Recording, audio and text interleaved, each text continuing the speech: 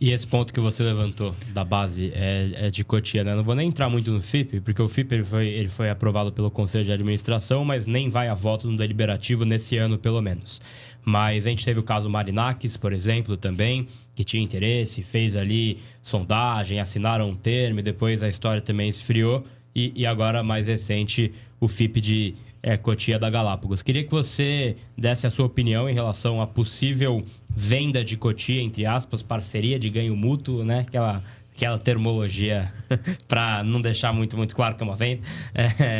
Mas, assim, a sua opinião e sobre também esse negócio, né, do FIP da Galápagos, o que você pôde também entender, né, desse negócio e qual que é a sua visão também?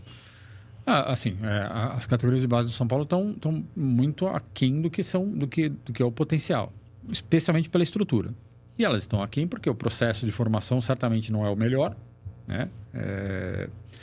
A gente vê em campo jogadores que vêm da base com falhas claras de formação, né? Não é uma questão da qualidade técnica só, mas é da falha básica de formação. Por quê? Porque os outros clubes que já estão mais bem estruturados, hoje conseguem acessar os jogadores de melhor qualidade na frente do São Paulo, né? O mercado, os clubes de ponta que vão investir mais de 100 milhões de reais a partir do ano que vem em categoria de base. Não é pouco dinheiro. E isso é investimento em contratação, em salário e tudo mais. Ou seja, para você atingir a melhor qualificação da sua base, você precisa ter dinheiro. São Paulo não tem isso hoje, tem limitação para fazer isso. Dito isso, eu acho que isso na verdade, é reflexo do resto e não um motivo para você buscar uma alternativa como essa da venda do CT, da base, que eu chamo de quase uma semi-terceirização. Porque você não tem capacidade de fazer isso, então você está entregando para o outro a possibilidade de colocar dinheiro e tirar retorno com isso. Para o investidor, é um belíssimo negócio. Você vai colocar um dinheiro, você vai conseguir ser eficiente, você vai buscar essa eficiência na venda de jogador. Como conceito para o futebol, eu acho um negócio ruim. Por quê? Os melhores exemplos de aproveitamento de base e formação são aqueles onde você tem um processo contínuo. Você forma, né, dentro de uma metodologia, com qualidade, vai usar esses jogadores no time profissional, não todos, mas uma parte deles, vai negociar aqueles que são negociáveis e você fica retroalimentando o sistema. Mas com uma parceria, um relacionamento óbvio, né? O time de profissional acompanhando a base próxima do profissional, e você vai fazendo a transição da maneira mais eficiente.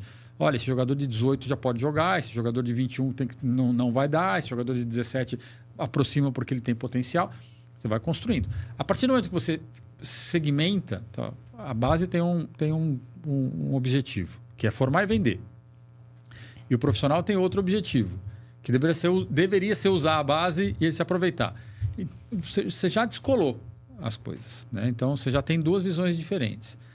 Com um risco que você tem um jogador que o profissional quer usar, mas a base vai querer vender porque precisa fazer dinheiro, ou o contrário, né? A base quer segurar e o profissional quer vender porque o clube em cima precisa do dinheiro.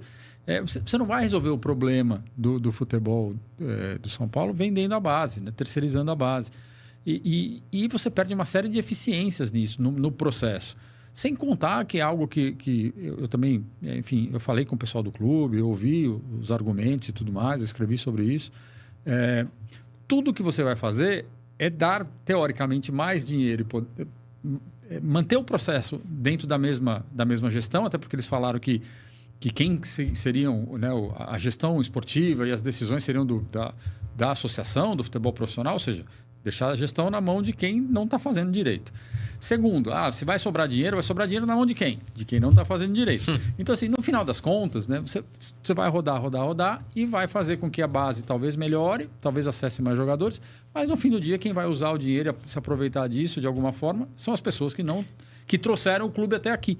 Então, assim, para mim não faz nenhum sentido, primeiro, fragmentar e, segundo, entregar a gestão, manter a gestão na mão de quem não gerou resultado. E o FIP seria para sempre, praticamente, o FIP da Galápagos, né? Porque a taxa de recompra é muito alta para o que o São Paulo poderia. O São Paulo não consegue atingir esse valor. Com o que vem executando, teria que pagar cerca de R$1 bilhão para recomprar.